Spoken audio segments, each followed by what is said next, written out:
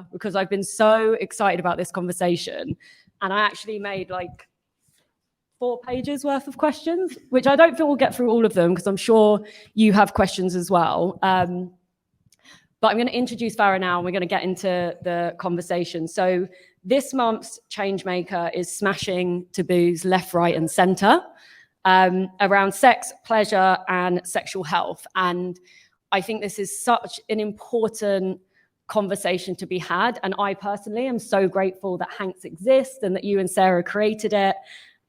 What started out as 2 friends venting over penis-centric messaging and poor experiences for women in the sexual health space has grown to be a sustainable sexual wellness brand stocked in over 2,000 retail stores across the UK, including Boots, Tesco's, and Sainsbury's, and more. So I'm so excited to hear about this journey and to learn from you and your experience. So can we start off with a round of applause for Farah, co-founder of Hanx? Awesome. Welcome. Thanks for having me, guys. It's so good to have you here. I'm going to try not to fangirl too much. I'm really excited to dig into how you went from a career in investment banking into sexual wellness and condoms. But before we do that, I'd really love to learn a little bit about you prior to the working world. Like, what was Farah like growing up? Was there inklings that you were going to be an entrepreneur? What were you like? Paint a bit of a picture for us. I was an absolute chatterbox, and I would constantly get told off at school for talking too much and not listening. Yeah, I mean, I'm the youngest of 4. I come from a Bangladeshi Yorkshire family. My siblings are all quite entrepreneurial, and they always have been, as are my parents. So I was quite happy just never wanting to be an entrepreneur, to be honest. I was just quite happy going along with school, going down a track and going to university. But if I'm being entirely honest, I didn't have a clue what I wanted to do growing up. Even when I got to A-levels, my dad wanted me to be a doctor or a dentist in true classic Asian dad form. But I just didn't want to look into people's mouths or like just be a dentist. So last minute, I actually changed track and sort of took finance modules, and I ended up studying finance at university. Again, didn't really know what I wanted to do, if I'm being entirely honest, but you kind of fall into this conveyor belt of choosing a subject, going to university, etc. And then when I came out of university, I studied finance at Durham. I knew that I wanted to go in some form of finance, but I still didn't know exactly what that was. And I happened to fall into a career in investment banking. So up until that point, I will say there's a level of naivety and just seeing what experience I could get. But behind the scenes, having entrepreneurial siblings, there was always that chatter at Christmas, Easter, whenever we were together of, oh, I've seen this commercial building that's for sale and the yields on this, and have you thought about that? And Farah, have you thought about something on the side? And honestly, I was just quite content in my role and my job at Goldman at the time. So let's talk a little bit about your experience in finance. So it was 7 years that you were working in investment banking, is that right?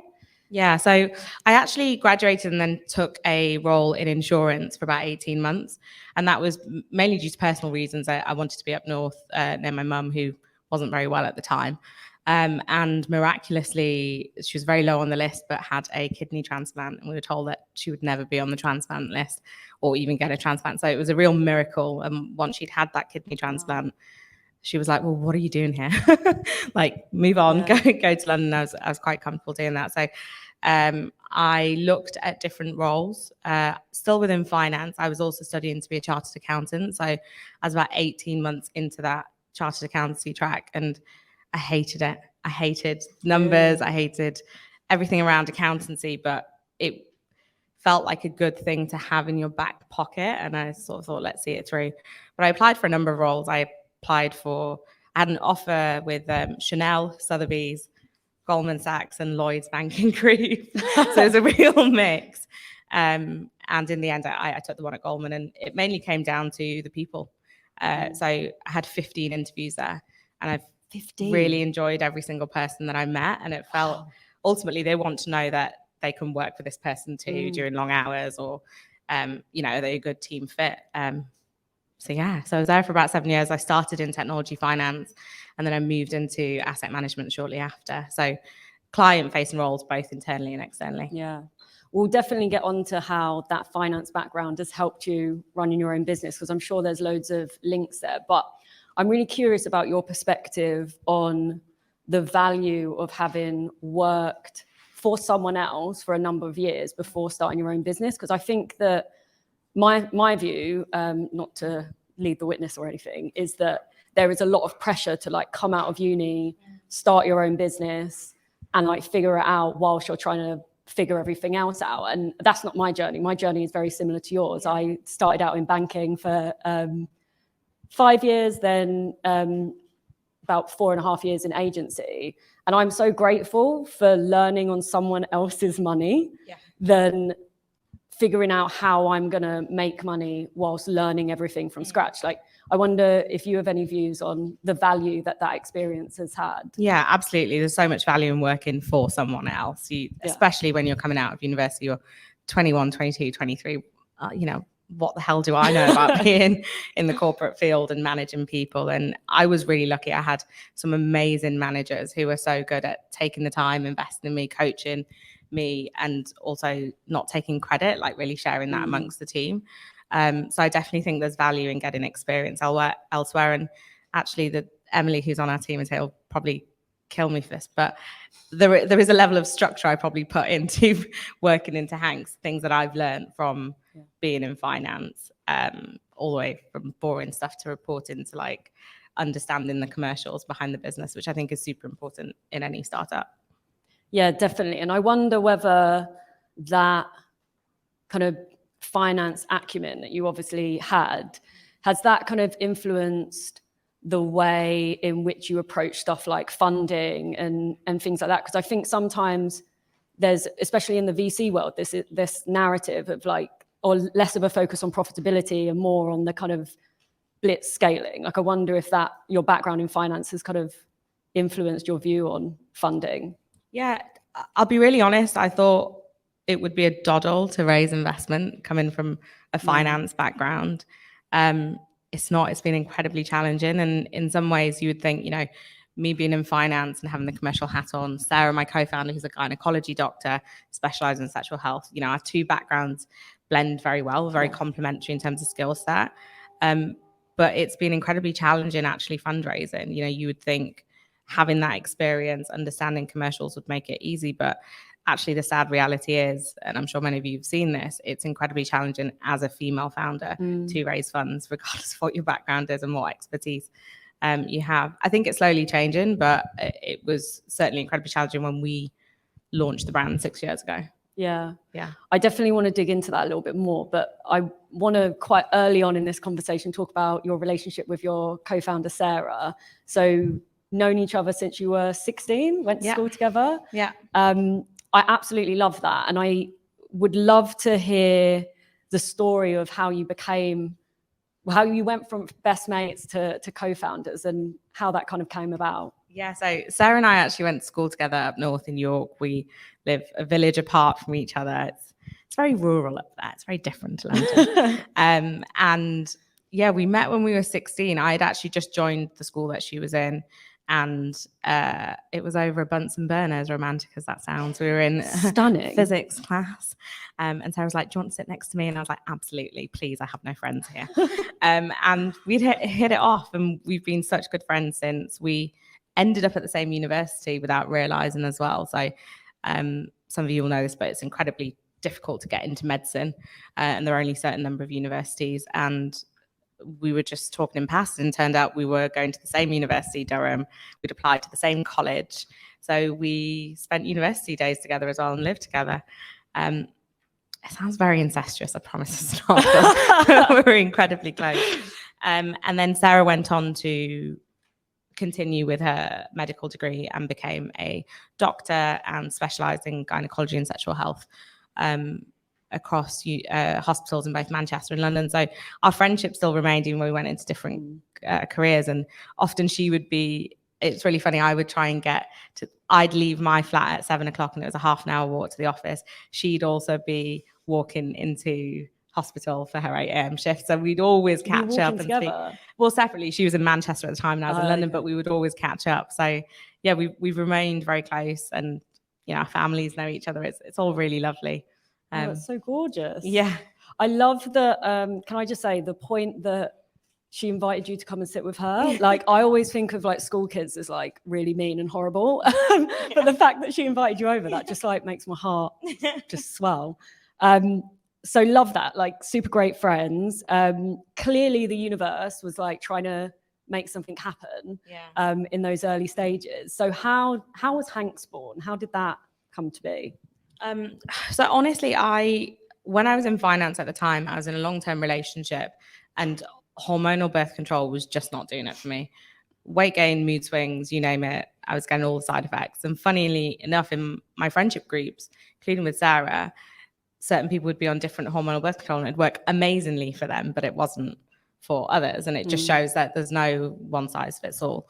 But obviously condoms are one of the only non-hormonal forms of birth control. So it was on my busy lunch break. I knew it was sort of my turn to pick up the pack. I picked up my Boots meal deal, a deodorant, anything else that would cover this pack of red condoms. And my boss was behind me in the queue, and this was about 1 p.m. on a lunchtime, middle of the week. He's probably thinking, who is she getting up to hanky-panky with on her lunch break? I don't often go red, but I could feel the heat on my cheeks. And I was like, oh God. And that whole moment was super awkward for me and embarrassing. But that embarrassment soon turned to anger. I was thinking, wait a minute, I don't feel embarrassed to take control of any other area of my health. I could even buy bazooka that Faruka and I wouldn't be embarrassed. But when it comes to condoms, they're garishly packaged. They promote a man's conquest. As a woman, you're baffled by the choice. And I was explaining this to Sarah one afternoon, we'd had a day off. And like all good ideas, we'd had a couple of bottles of wine, right? That's where the best ideas fall. Exactly.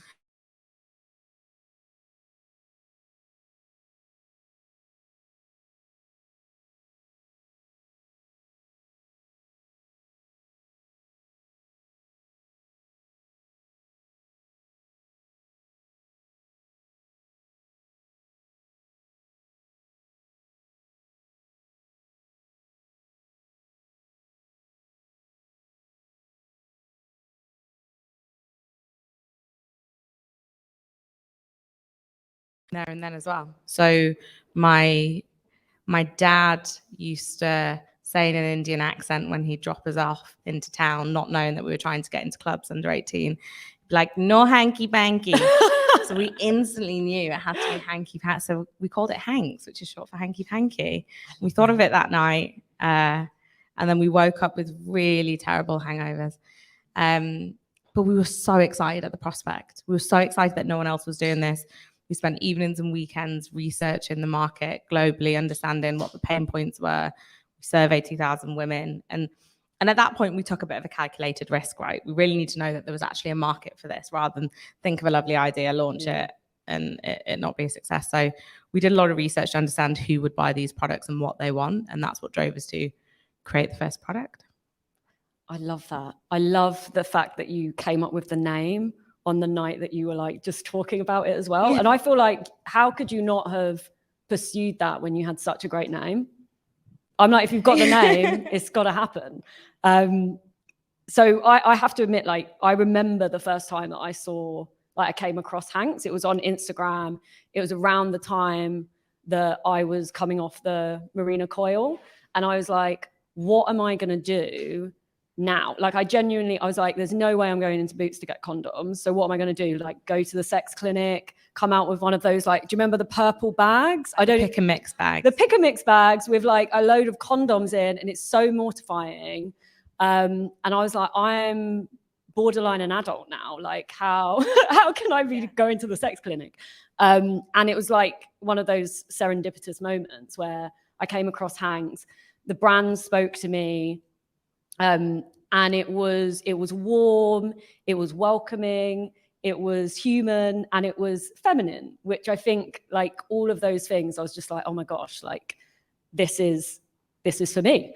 I know you spoke about like you did a lot of research to find out whether there's a market for this, and what people actually needed. But how did that also come into the branding? Because I feel like that has really stood out, or at least it did to me when I first came across Hanx.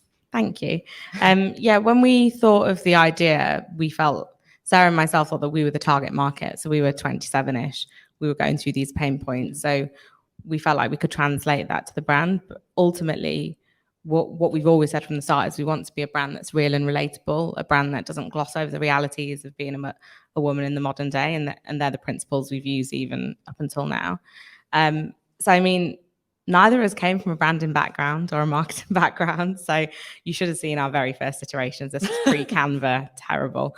But again, if we just kept coming back to that, what's the vision? What's the key for Hanx, and what's our messaging? And then tried to translate that across. And ultimately, when we did the survey, so we surveyed about 2,000 women, we found the key pain points formed part of the branding. So the key pain points being garishly packaged. Well, we don't want that in our branding and packaging. So we created something that aligned to beauty standards. That was something that if it was on your cabinet or your shelf, you wouldn't feel embarrassed, or people would question it. And similar to other aspects of pain points, so clean beauty, people cared about what they put in and on their bodies. They don't want nasty ingredients that cause irritations. So again, bringing that across to what our branding represents. If you look at the packaging, it's quite clean and neutral. So yeah, we tried where possible to listen to our customers. And ultimately that, you know, not only with the branding, with every product we have produced, that's always been customer led. Everything has been, what do our customers want? What do they want from us next? What do they like? What do they not like? And that sounds true for every single product up until now. I love that so much. And I think that there's such an important learning for all of us here, especially those that are like early on in their business, like understanding your customers and getting that knowledge of what they want and need and what their pain points are, even before you have a product, is so key, because then it means you're not going to waste time, right? Like you knew your customers before you made anything, presumably. Is that right? Yeah. Before we put our life savings into Johnny's, we had to make goddamn sure that people wanted them. So again, taking that calculated risk, we really tried to understand what they want. And then we went to manufacturer and said, this is the product we want. We need it to have no nasty chemicals or irritations. You know, it's an archaic industry that's not changed in decades. So people don't often question household brands like these, but actually there are certain ingredients that you don't need in these condoms that exist, like anesthetics, which often with a man's pleasure in mind, or spermicide. So we really turned that on its head, took that to manufacturers, and a lot of them shut the door on us because they thought we were two little girls with this crazy idea.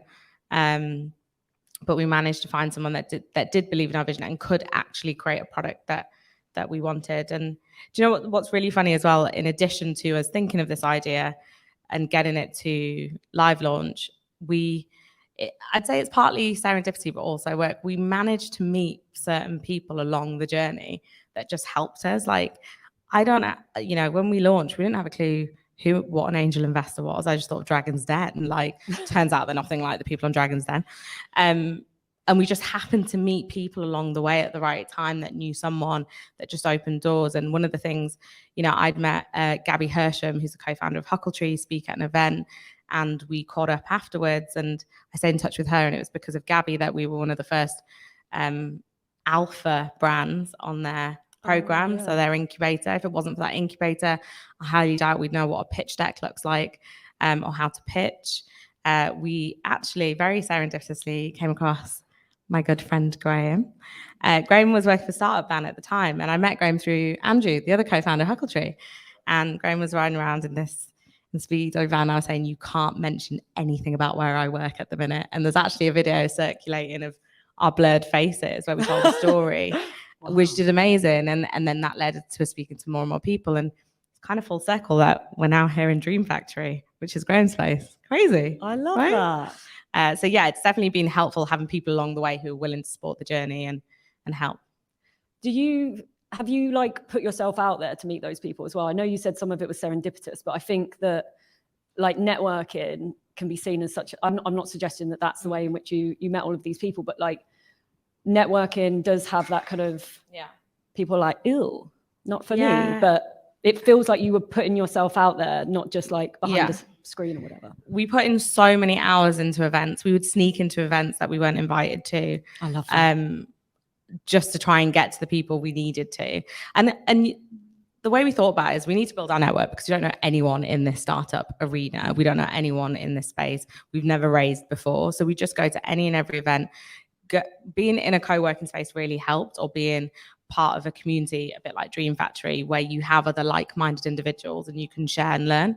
So that definitely helped. But we were also quite strategic. So like, if I knew that I needed to raise investment, I snuck into a Bloomberg event that was just for investors, and I used my Goldman hat, and then just spoke to a bunch of people and managed to get 2 investors out of that. And even for the people that weren't interested, they knew someone that might be, whether that's for branding, packaging, getting into retailers or investments. So it's super important to put in those hours, as boring and as time consuming as that can be. But had we not put the legwork in the first 2 years, I don't think we'd be here today. 100%. I think it's so great to hear you say that and like talk about how you were quite assertive with putting yourselves in those scenarios and hustling to put yourselves in those scenarios, being like, okay, I'm not invited to this thing, but I'm going to try and get in. What's the worst that's going to happen? Yeah, you just get kicked out, and that's and that makes a great story. So win-win. I am curious about, and I know a lot of people in the room will be curious about as well, being a product-based business, there's always a challenge with getting started, especially around funding. So I'd love to hear a bit about how you went from idea to being at a point where you can speak to a manufacturer and kind of put that first order in. Again, a level of naivety. We just jumped straight in with our like Hotmail addresses and emailed people, and we're like, please, sir, will you make these condoms for us? And we just jumped straight in because we were like, these things take forever, and I'm super impatient, as is Sarah. And that's the one thing we've learned. Everything takes a lot longer than you think. And so we jumped straight in and spoke to as many people as we could before we even had any money to put behind it, or even, a brand deck. I remember bigging it up with the manufacturer. Was like, yeah, and our brand team back home will mock up everything. That was Sarah on Adobe. So we did do a bit of fake it till you make it. But speaking to people as soon as possible, and not just with product development, even with your idea. One of the things, we were pretty cagey about early on is not telling people about our idea, because we were worried people would think we're silly, and then, maybe we won't go through with it, or someone would steal our idea. The reality is, like, the sooner you speak to people, the quicker you get free consulting. Yeah. Like, yes, everyone has ideas, but there's some great ideas there as well, and people are willing to help. And about the competitor stuff, someone copying your idea, you've just got to stay in your lane and really believe in your vision, stay true to that, and don't get distracted by that stuff. Oh, I love that so much. Like this year, one of my co-founders' mantras has been less but better. And it's kind of like another way of saying stay in your lane, right? It's like you can look at all of the things that your competitors are doing and be like, oh shit, I need to do that, I need to do this, I need to do that. Or you can do what you do really, really well, and focus in on your vision and make that better and better. And that then stands out much more, rather than everyone looking a bit of the same because they're doing all of the same stuff. Yeah, and the other thing is, they can exist too. I know that's not what we want to say, I love that. Actually, from our initial products in the condom industry, there's one key player that owns between 75 to 80%. Well, what about the other 20? Like, private labels can exist and you can offer a different niche. It is okay. But try not to get distracted by it or getting one over someone. Like, just really focus on your core and your niche. That's such an important message as well. And I think like the likelihood in this room is that we're going to have a lot of people doing similar things. So you're going to meet other people that are doing similar things to you. And I think I really love the language of co-opetition rather than competition. And it's the idea of like, actually we can coexist together, and we can, sometimes you can support each other. Sometimes there'll be a bit of space, but it's like, it doesn't have to be so dog eat dog all of the time. Have you found that with like similar startups or other startups that you've come across? Yeah, I think early on in our journey, we did, and we still do, but it just doesn't affect me as much anymore. Yeah. And I think Like, I really try and protect my energy. Like, work can be all consuming and I do love it, but there's very limited energy for anything else. So why waste additional energy getting pent up about other brands? I mean, early on there definitely was a few doggish moves from certain founders, but you just have to get over it. You just have to move on quickly, because the time you waste on that could be time better spent on building a brand. I think the other challenge is, you know, even though we started with condoms, we've built out our proposition, which we've wanted to do very early on, but have been limited through funding, to build out a proposition that harnesses women's health all the way from their first period to their first time having sex, first child, menopause and beyond. That's a huge arena. So naturally, we're going to come up against people who may have started in period care or menopause, and there'll be overlap, which is why I think it is important to know that we can all coexist. Just ideally harmoniously. Yeah, exactly. Focus on the good eggs, and, you know, the not so ones, ignore them.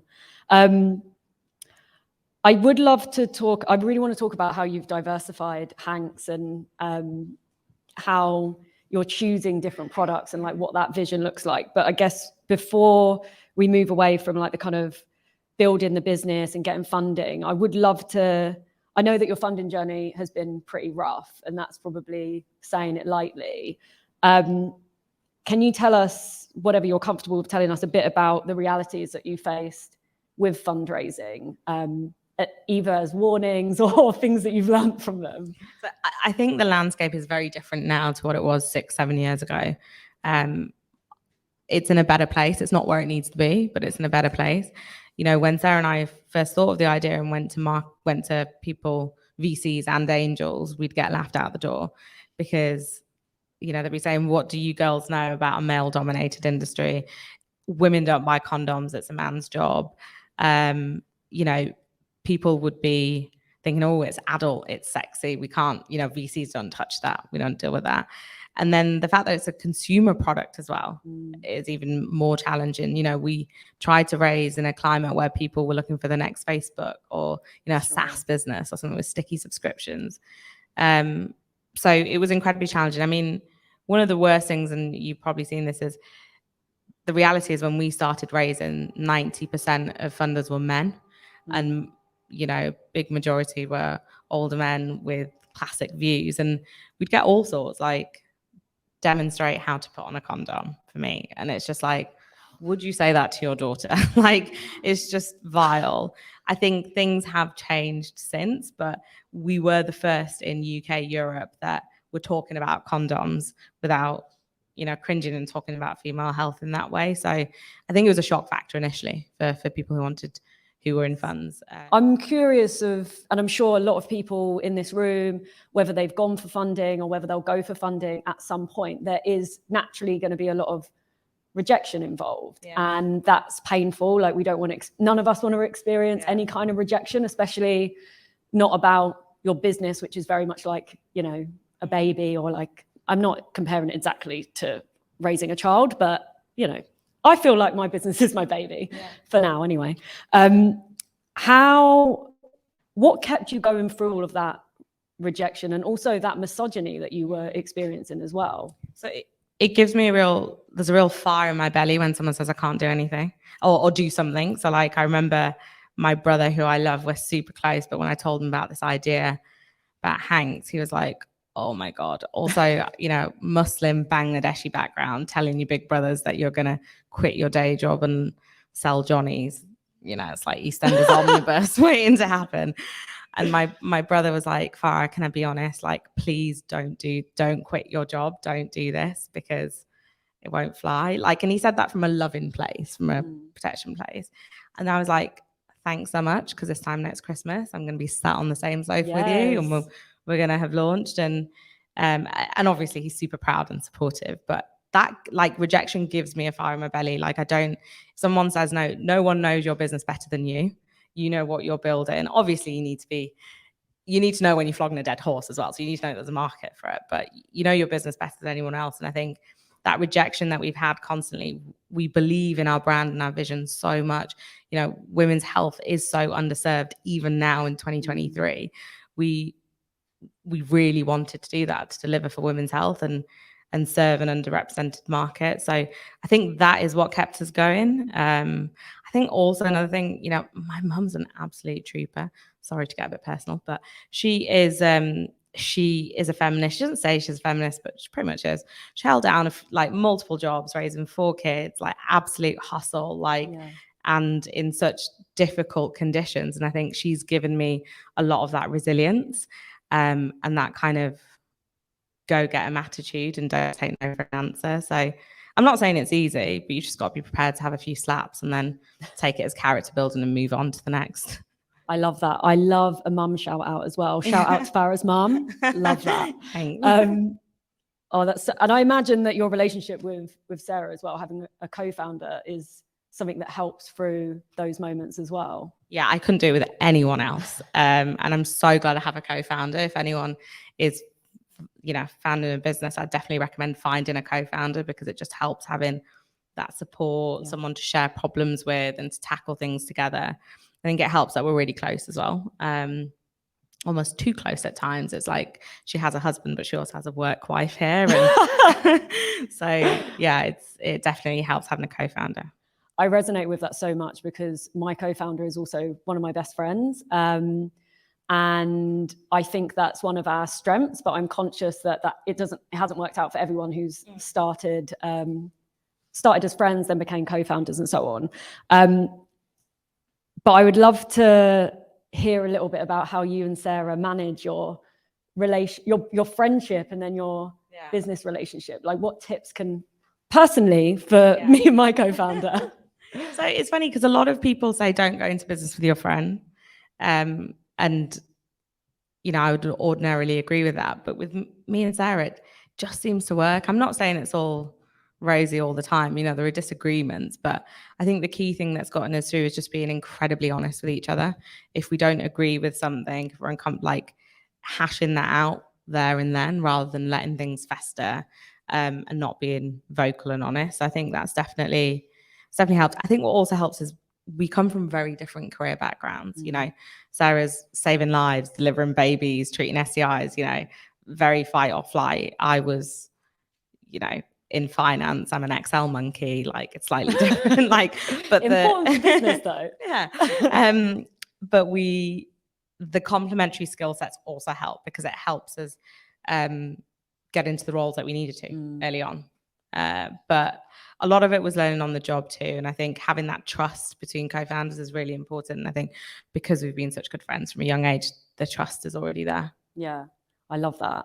And I'm really curious as well about how, because you and Sarah are so close, I'm curious about how you build a team around you. Because I imagine, like, if you've known each other that long, I know with my co-founder, I haven't known her anywhere near as long as you and Sarah have known each other. But like, sometimes we communicate without actually saying anything. Yeah. Or like you share a tiny bit of an idea, but the other person's got the end of it. So you don't even have to finish your sentence, like that kind of thing. And I'm sure there's lots of other examples. Like, we recently increased our team. We've got from us two, we've got 2 more. And one of the things they asked us in our interview was, how are you gonna, like, how are we gonna, like, become part of a team when you're so used to working with each other? Like, how is that gonna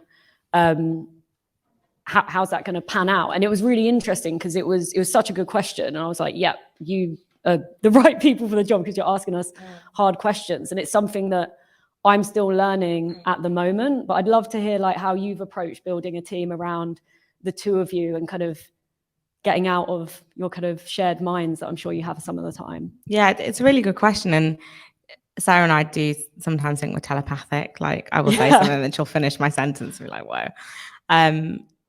When we've had like our very first couple of hires, they actually applied through Instagram, or they said, you guys, I remember one of our first hires, she was like, you girls look hilarious. Can I come and work for you? Which is similar to what you said that you'd had recently. But I think beyond that, when we interview, we look for cultural fit. And when I say cultural fit, like, can you work with them? If you have to do a late night, can you imagine spend time with them? And do they have a drive for the mission? They don't necessarily have to be super passionate about everything on women's health, but do they have a passion, a mission, and a drive and does that translate? And I think that's really important. I think for us in our culture, we've got a pretty flat culture. I mean, Emily might say otherwise. You can grill her afterwards. But we're also very good at stalking. So we actually stalked Emily so Emily knew about the brand before we even launched. She was working at Huckletree. And when we were mapping out our team, we were always like, what roles do you need? Who do you need? We were always like, we need an Emily. Could we get an Emily? And honestly, I'm not just blowing hot air of Emily's ass, but we knew what kind of people we wanted. And there are certain companies that I look at, I think that do great culture, and Huckletree is one of them. Dream Factory is one of them. Awesome people that you want to be around, that you want to, relate yourselves to. And that's why Emily came from Huckletree and is with Hanx. And, we even had another hire from Huckletree. So yeah, I think culture and having that flat hierarchy as well. Yeah, so it's like accessible. It's not kind of us and them.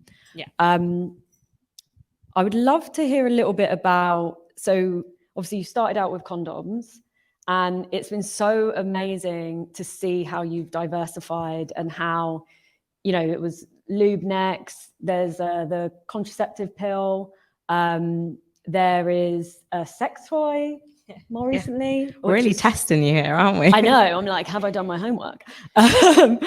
And I'd love to, like you mentioned before, you kind of touched on that it was always the plan to go beyond condoms and like really kind of spread out into sexual health, but also like that customer life cycle you mentioned a little bit there. I'd love to hear how you've approached that, how you choose like what's the right next thing to go after, and how you kind of explore the different ends of the spectrum in terms of your target customers. Yeah.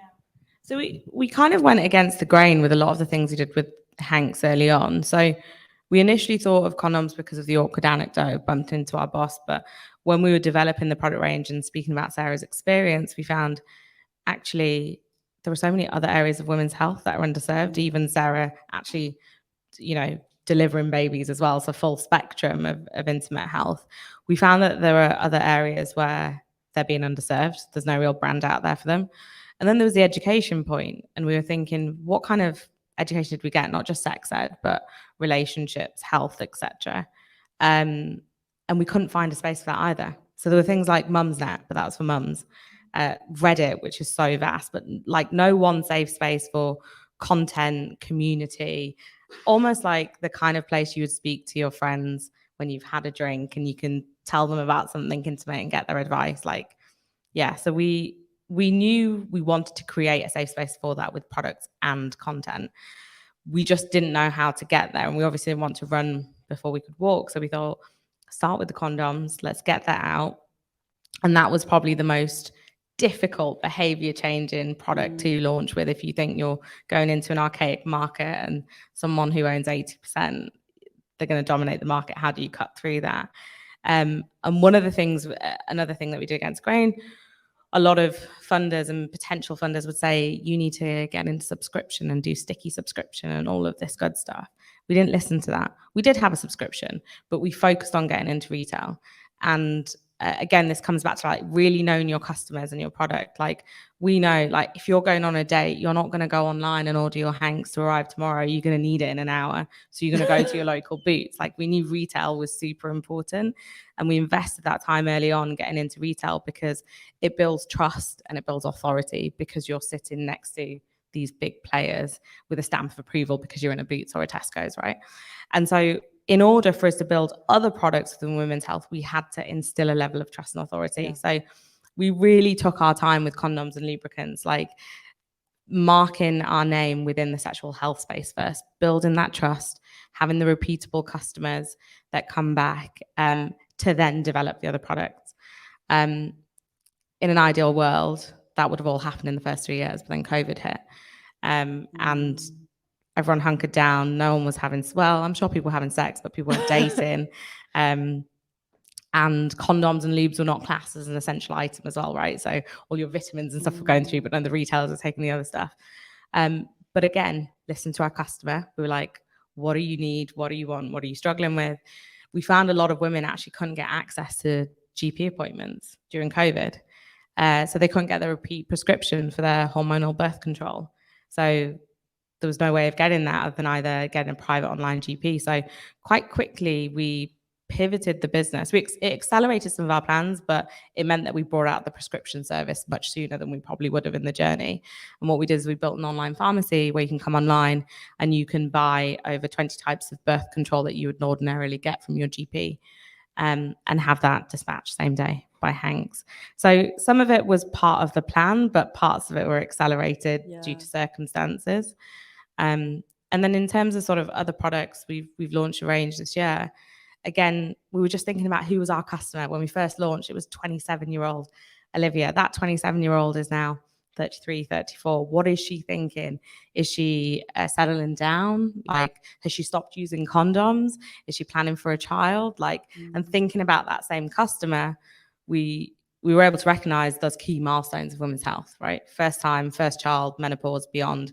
No real one-stop shop for that. You know, perfect example, Clear Blue is the only brand you can go to get a pregnancy test kit. Like, and guess what? Not everyone wants to see, you know, the picture of a cute baby on the front of a pack because you may not want to get pregnant. It's again, really relatable. So that's the way that we think about our MPD, our product development, and where we're headed. And that's why this year we launched a range of supplements focusing on pregnancy, menopause, and women's libido. And most recently, a pleasure toy. And these are all things that our customers have asked for and have wanted, and we've checked with them. Yeah, it's such a good example of like the value of constantly, like, customer research is not just like when you first launch, it's constant, it never ends. And the fact that you did that in response to a kind of world event or like a external event, but that's had an impact on your customers and you still checked and found out what they need. Amazing. I love it. I'm really conscious of the fact that I'm hogging all of the questions. So I will open up in a minute, just in case you're wondering. Do I need a time check? I can't see where my time check would be. 8 minutes to 8. Oh, so I've gone way over. No. I'm going to keep going. I'm going to keep going. I've got a couple of more questions, then we will open out. I am really curious about your perspective on where we are with regards to the kind of sex positive, sexual health, sexual wellness journey, movement, whatever you want to call it. You mentioned briefly before that the US is way ahead of us. I'd love to hear a bit about how it's changed since Hanx has been around, but also where have we got to go? Like, what's the kind of next phase of this journey? Yeah, so as I alluded to before, sort of female founders, there is that funding gap. It's very prevalent. You know, less than a penny of every pound of VC funding actually goes to female founders. But then it's even less if you're a person of color. It's even less if you're in a taboo space where often a lot of the VCs have vice clauses that say that you can't invest in adult tobacco, that kind of stuff, and wear class as adult. So there's definitely a lot of challenges still, and not even on the funding side. You know, we have sort of 7 out of 10 of our adverts on Facebook get banned each week because we are classed as adult health. You know, we don't show naked bodies. We're not overly provocative, but this still happens. So it's not just on a funding level, it's on a corporate level in other arenas. You know, we had a payment provider that cancelled on us 24 hours after launch because we're deemed as adult. So I still think there are things that need to change, but I think we're getting much better. More people are talking about it openly, about the gap and what we need to do. But what we need are people in decision-making roles who can actually act on that, who can actually put that forward and make those changes on Meta, or, you know, funding more female founders or funding in women's health. We don't need any more mentorship. Thank you very much. We need money. So please, like Eshita, who's the founder of Biorotation, mentioned this recently as well. And it's so true. We just need to be more brutally honest about what we need. And those who are sort of greenwashing or saying that they want to back diverse founders can finally put their money where their mouth is and actually back us if they want to.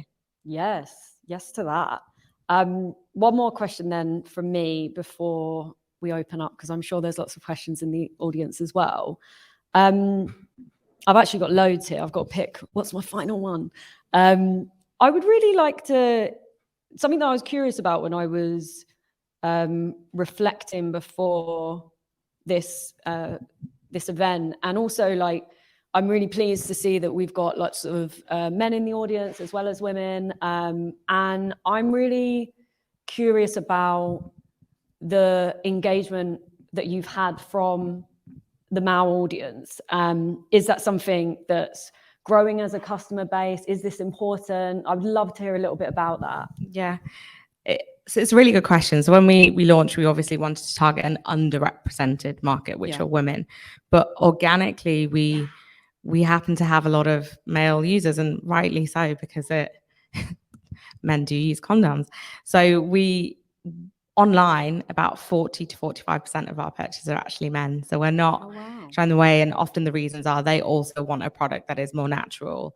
It's their partner's choice, and that's what they want to do. And also they don't want to carry something garish. So it's often a question that comes up in how do we therefore think about the brand and the product and what we develop. And it's something we're still working on, but it's really nice to hear that whilst we haven't targeted men directly, we still have a loyal base of male subscribers.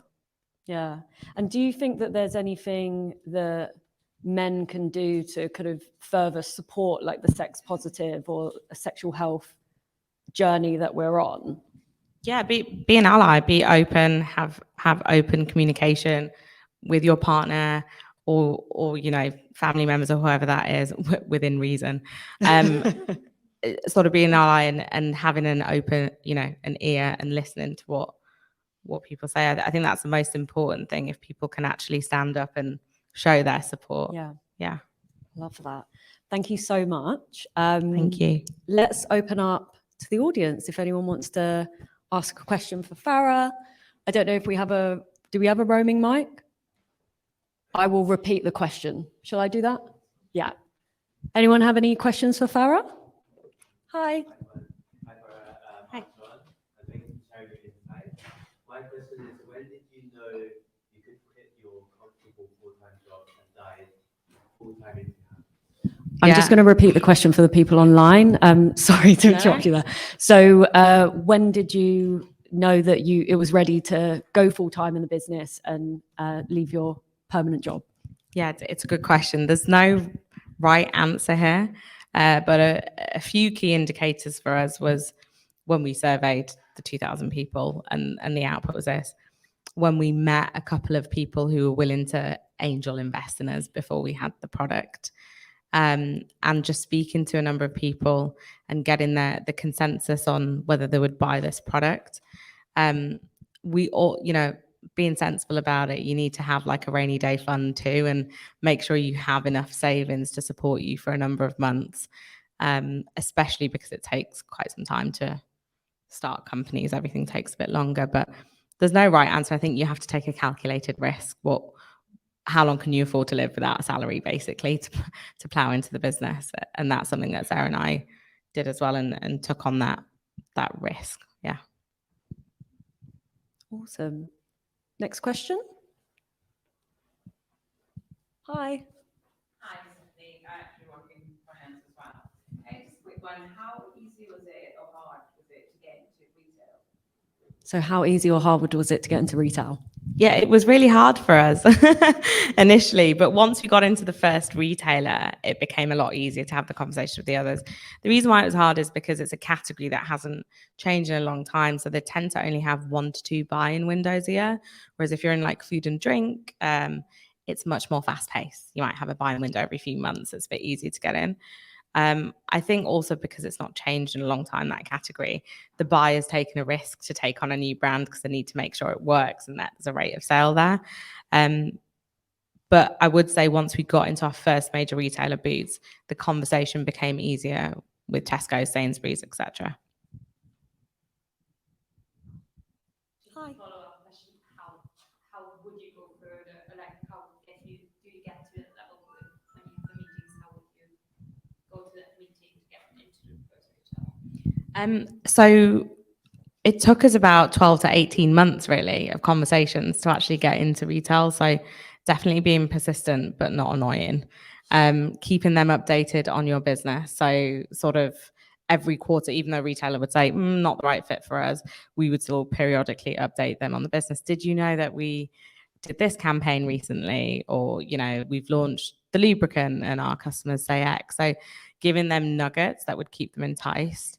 So regular communication, because the last thing you want to do is then reach out 9 months later and say, hey, I'm back. Can you list me? And they're like, well, you've not really invested in this relationship. I think also thinking about what would make a buyer's job easy. What kind of things would they need? They would want to know that we can hit a rate of sale, that we are popular with customers, that it would increase footfall and revenue for them. So just thinking in that mindset as to what they would want and giving them those nuggets. But it does take time, and it's just being persistent and friendly as well. Oh my gosh, lots all at once. We'll go with you at the front and then I'll remember you two as well. Thank you so much for sharing. I would love to know about your future plans and vision, both for Hanx and also for yourself. Do you see yourself doing this for a really long time or exiting? So this question is about future vision.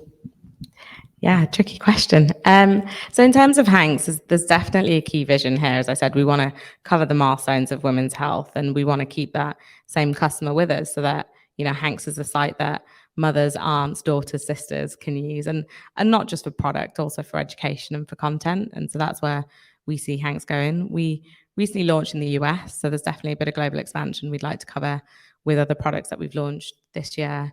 I think for me personally, I'm really enjoying the ride. I'm enjoying the punches and the slaps and the rejection, but I'm also enjoying all the fun we have as a team. And like, you know, the thing that keeps me going is even that a Trustpilot review or a customer messaging, or, you know, someone saying your lube changed my life or helped me with my pregnancy, etc. That stuff keeps me going. It's like, okay, we're doing something right. There's a reason why we quit our jobs.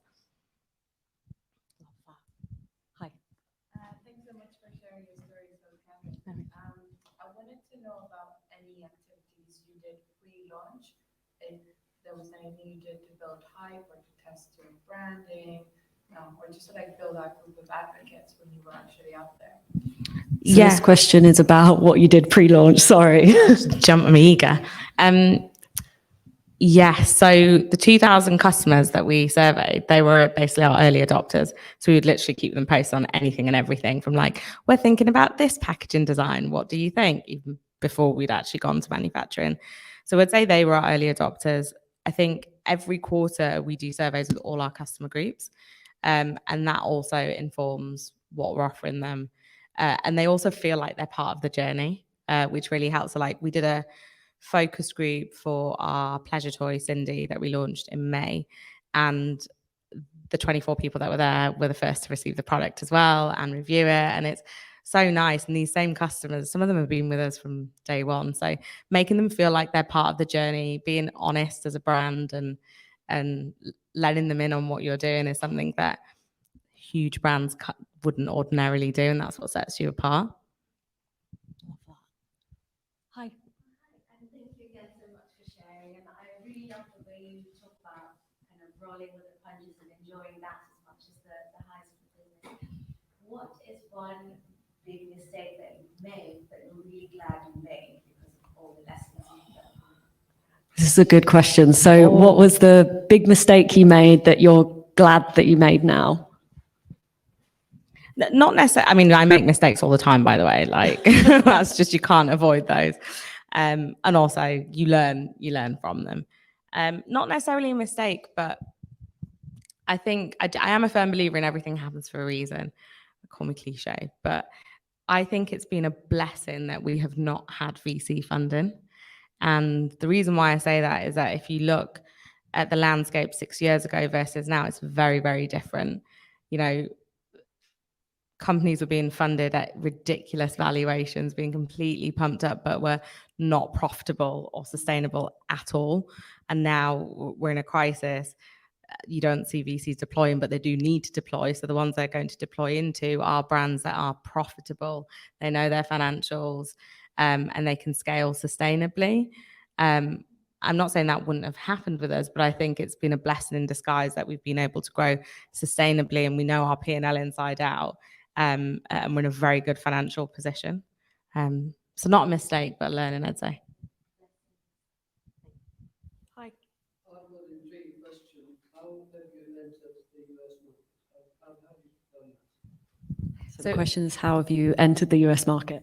Yeah, so it wasn't a decision we took lightly. So we looked at the market, what we were offering, and if it was different to what already existed. And two of the key factors for us was our site visits were far stronger than UK visits. Obviously, geographical space takes some shape there.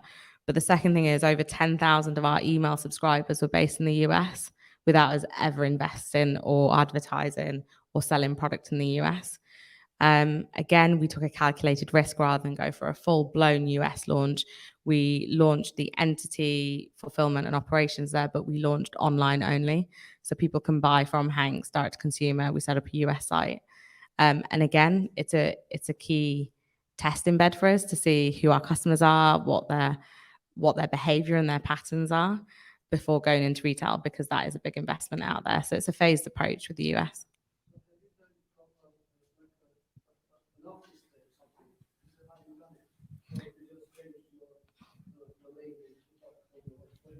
We've set up a new website for the US dedicated to that, and we have operations in the US.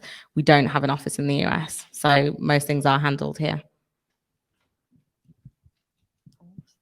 Hi. Hi, thank you for this. So you mentioned you focus on retail mainly because it was just strategical and it just makes sense. Seems like you're quite big on B2C now as well, but have you tried other channels since?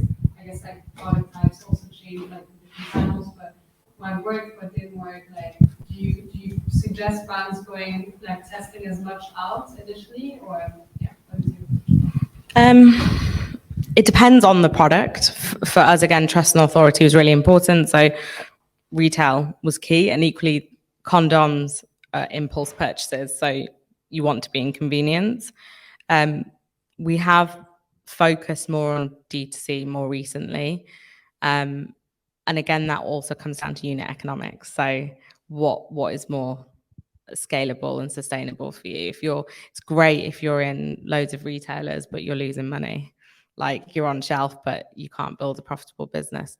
Not that we were in that position, but we had to take a stance on how we keep our consumer on the Hanx journey, offline and online. And especially if we want to keep that customer from period, first child menopause, like D2C was the move for us on that front. I think it really does depend on what your product is. They were the two main channels for us, and obviously wholesalers, but I'd class that as retail. I think it's a great channel. I think there are different ways of getting on it, and whether you fulfill it or it's handled elsewhere. But I think it's a great channel to test your audience as well. Oh yeah, sorry.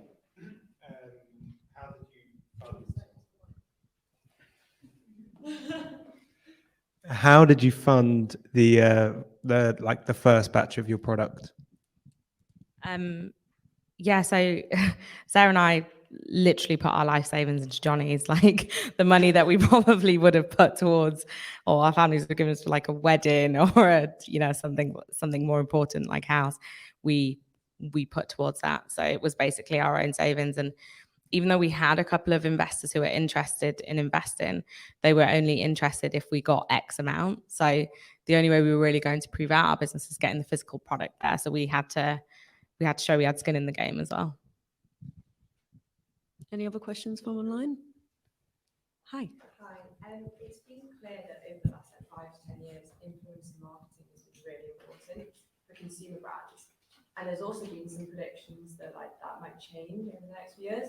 One, have you used influencer marketing as part of your strategy? And two, will you continue to do so? And if you do, or is there new predictions that you think might happen in that marketing area? Yeah, we have done some influencer marketing. I think early on when it was just condoms and lube, it was a bit trickier to get that across. Some influencers weren't comfortable talking about sex. Now it's quite different, and we have different range of products that we can offer. I think we're in an era where people aren't fickle.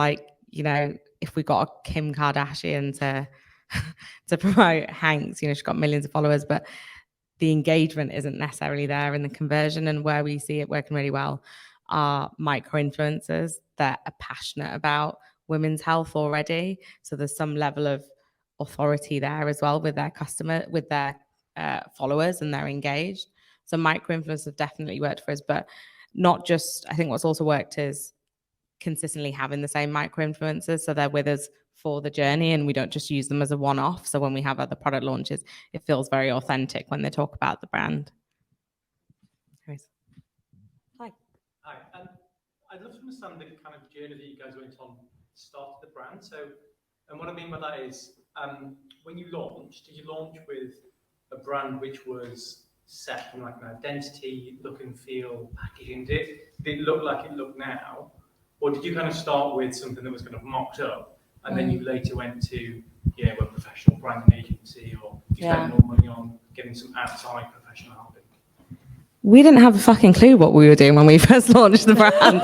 Like when someone said brand identity, I was like, what? Like, honestly, a lot of it was like, we thought of the logo on the night, we drew it on the back of a napkin and the name. And then the rest, I'll be really honest, we just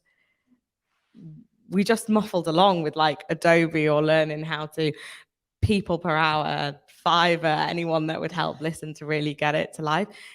We made a lot of mistakes along the way, and that's probably what led us to doing correct things. I think, being honest, about year 3, we had a bunch of investors that were like, you need a brand identity, you need a brand book, you need X, Y, and Z. And we did use an amazing agency to help us with that tone of voice and vision. But when I look back from day one and what our product looks like to now, it still doesn't look that different. Like I still, so I wouldn't get too bogged down on investing thousands of pounds on a brand identity unless you really need it. Yeah.